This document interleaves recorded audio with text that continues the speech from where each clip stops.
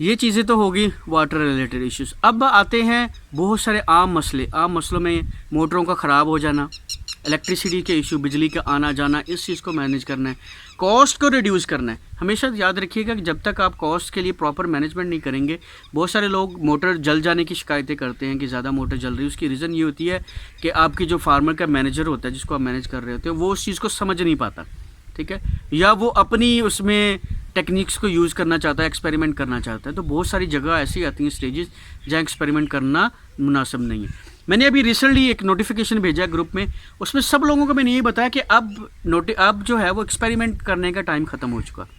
जून का last month है, इसमें अगर हीट ना हुई, अच्छे तरीके से टेम्परेचर ना बढ़ा, तो मछली की ग्रोथ कम होगी, ठीक है। बहुत सारे पंजाब में मौसम बार बार ख़राब हो रहा है, जिसका मतलब है मछली की ग्रोथ पर इफ़ेक्ट होगा। बहुत सारे फार्मर्स के जब बात हुई है मेरी और भाई की, तो वो यही निकल कर आया है कि उनकी मछली इतने अच्छे से ग्रोथ नहीं कर पा रही। रीज़न है इन्वायरमेंट, जो एक्सटर्नल इन्वायरमेंट्स है जिनको हम कंट्रोल नहीं कर। आपने आर्टिफिशियल हीट क्रिएट करनी है। कैसे क्रिएट करनी है मैंने बताया, लाइमस्टोन जब आप पानी में डालते हैं तो एक रिएक्शन होता है। आल्दो हम कम डालते हैं, अगर ज़्यादा डालेंगे तो मछली मर जाएगी। कि जब बात ये रिस्की है, ठीक है। इसको आप इनिशियल स्टेज पर ट्राई कर सकते हैं। लाइमस्टोन जब आप डालेंगे स्प्रेड करके, वो थोड़ा सा हीट क्रिएट करेगा, अपर लेयर को पानी की हीट बनाएगा ना, तो मछली कंफर्टेबल जोन में आ जाएगी। मैंने बताया कि मछली के जो पानी का टेम्परेचर है वो 30 डिग्री होना चाहिए, वो अच्छे फेवरेबल कंडीशन उसके लिए ये है। आल्दो वो कम पर भी लेती है, लेकिन फीड ज़ाया करती है, आपकी FCR डिस्टर्ब हो जाएगी। तो ये कुछ की पॉइंट्स हैं जिनको हमने फार्मिंग में ध्यान करना है, जिनका मेंटेन करना बहुत ज़्यादा ज़रूरी है। अब इसमें कॉस्ट के फैक्टर्स को देख लें।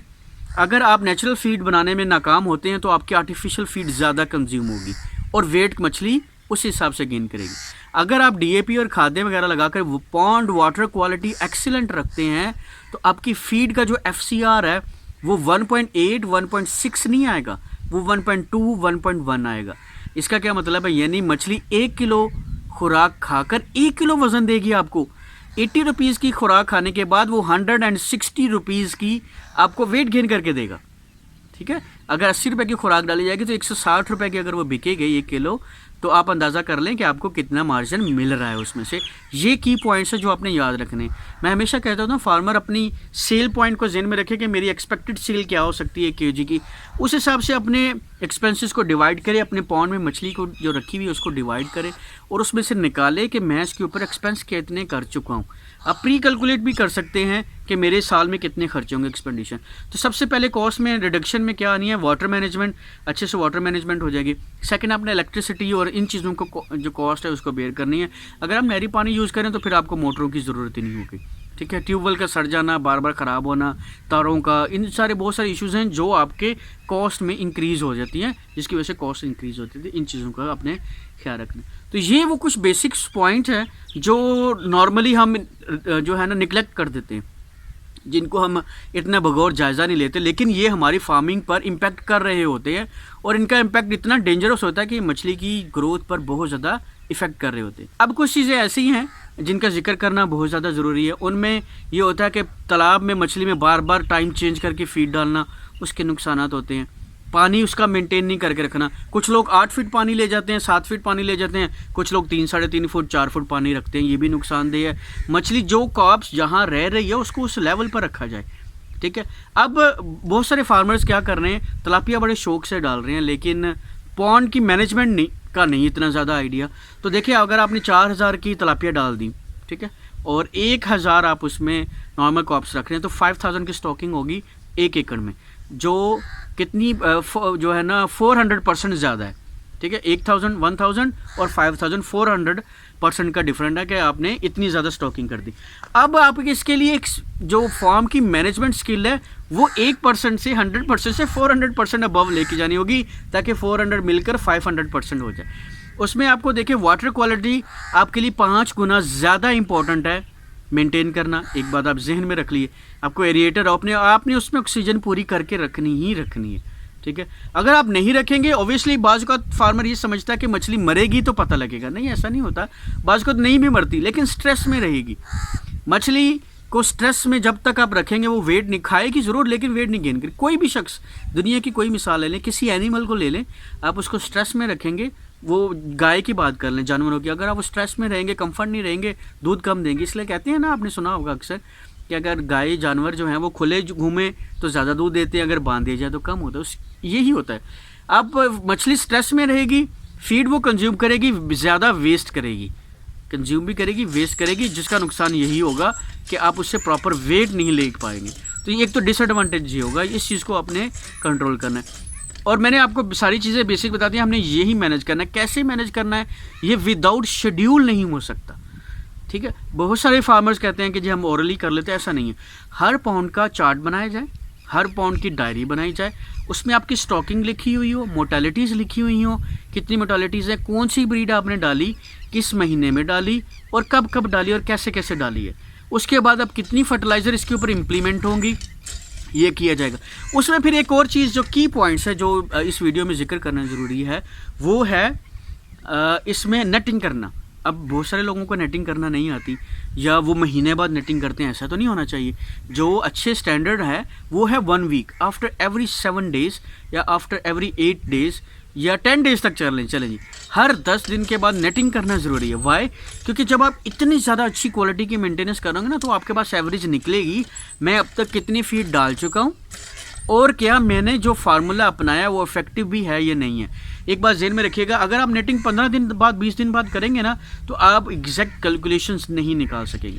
10 दिन का टारगेट है, आपकी मछली फ़र्ज़ करें 350 ग्राम पर खड़ी है, 10 दिन का टारगेट है, आपने उसको कैलकुलेटेड फीड डाली, कैलकुलेटेड फर्टिलाइज़र डाल दिया, आपने चेक किया जी मैंने इसको एक मछली को 100 ग्राम फीड दे दी है, क्या इसने 100 ग्राम वेट गेन किया?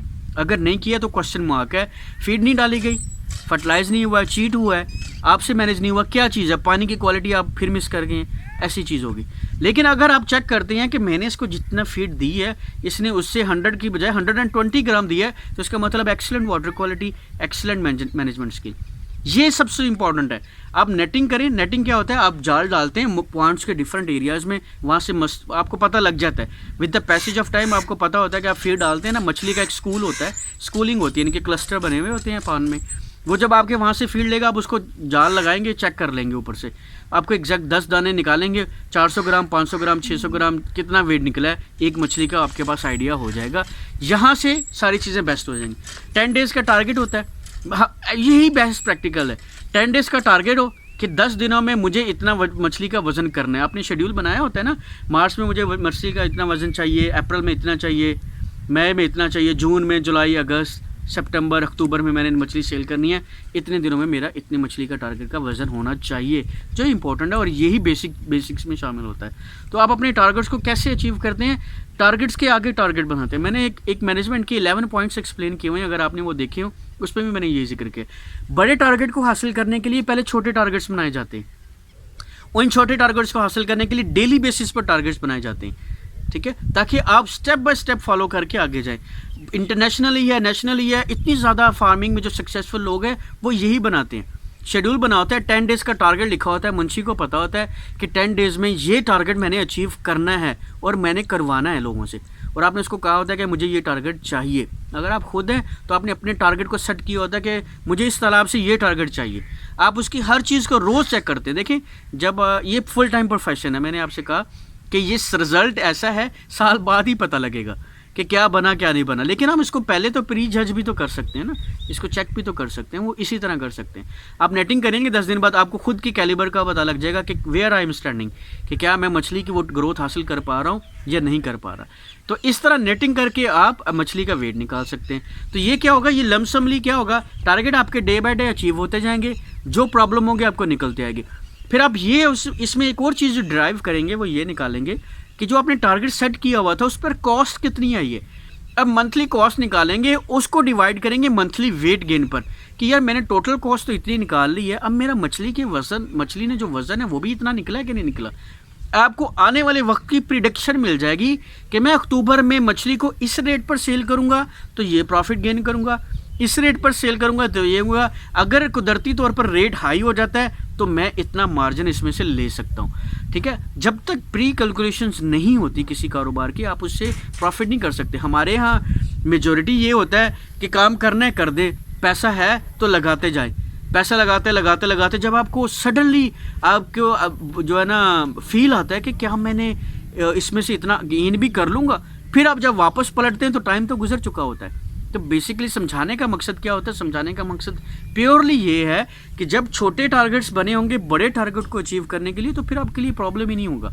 आपके पास तो पर डे की कॉस्ट निकली हुई होगी, मैंने इतनी कॉस्ट दी थी, मुझे मछली से इतना वेट गन करना है। अगर नहीं कर रहा तो आप उसका मीटर शीटर सारी चीज़ें चेक करते हैं, कर लेते हैं। बहुत सारे फार्मर्स मुझसे सवाल कर रहे थे कि सर अगर हम ना खरीदें, छोटे फार्मर हैं, चाहे आप 1 एकड़ की फार्मिंग कर रहे हैं, 10 की कर रहे हैं, 20 की, 100 की, 400 की, 500 की, बात प्रॉफिट की है।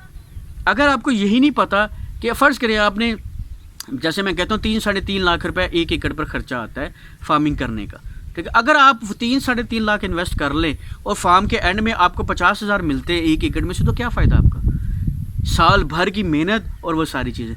तो अगर आप वही छोटे इक्विपमेंट्स ले लेते हैं जिससे आप खुद भी टेस्ट कर सकते हैं, दूसरों को भी करवा सकते हैं, आप सर्विस चार्जेस भी कर सकते हैं। फर्स्ट करें आप छोटे फार्मर हैं लेकिन एक्सपर्टीज़ है आपके पास, बड़े फार्मर को बता सकते हैं कि अगर आपके तालाब में ये इशू है मैं आपको रिजॉल्व करके दे सकता हूँ, सर्विसेज भी दे सकते हैं। इसमें परेशानी वाली बात नहीं, आपके पास इक्विपमेंट पूरे हो। जब इक्विपमेंट पूरे होंगे, पानी की एक्यूरेसी निकली हुई होगी, पानी अप टू द मार्क होगा, कोई सी चीज़ का डेफिशिएंट नहीं होगा। 1 एकड़ हो या 2000 एकड़ हो, आपको पता होगा कि मैंने इनको मैनेज किया हुआ है, इसमें से मैं रिजल्ट निकाल लूँगा और बड़े इजीली निकाल लूँगा। तो इस तरह आप क्या कर सकते हैं, अपनी कॉस्ट को फिट करके, अपनी चीज़ों को मैनेज करके अपनी एक कामयाब सक्सेसफुल फ़िश फार्मिंग कर सकते हैं। तो आज की वीडियोस में यही था। बेसिकली ये शायद वीडियो लंबी हो गई हो तो मैंने इसको 2 पार्ट में डिवाइड कर दिया होगा। तो बेसिकली मकसद क्या था कि यही समझाने का मकसद था कि हमें चीज़ों को समझना है, हमें अपनी स्किल लेवल को बढ़ाना है, ताकि हम ये छोटा सा कारोबार नहीं, बड़ा इंटरनेशनल लेवल पर कारोबार है और हमने इसमें से मैक्सिमम गेन करना है। ये फुल टाइम 24 आवर्स काम है। उम्मीद है आपको इसमें से अगर कोई चीज़ रह गई हो तो मैं इंशाल्लाह वो फर्दर वीडियोस में एक्सप्लेन करता जाऊंगा। उम्मीद है आपको हमारी वीडियो पसंद आई होगी। पार्ट 1 वीडियो का भी आपको पसंद आया होगा, वीडियो का पार्ट 2 भी पसंद आया होगा। तो हमें दीजिए इजाज़त, इंशाल्लाह नेक्स्ट वीडियो में TDS के बारे में मैं एक्सप्लेन करूँगा कि TDS क्या होता है और इससे वाटर क्वालिटी कैसे गंदी होती है और उसको हम कैसे बेहतर कर सकते हैं। नेक्स्ट वीडियो तक के लिए इजाज़त दीजिए जी। वस्सलाम, अल्लाह हाफिज़।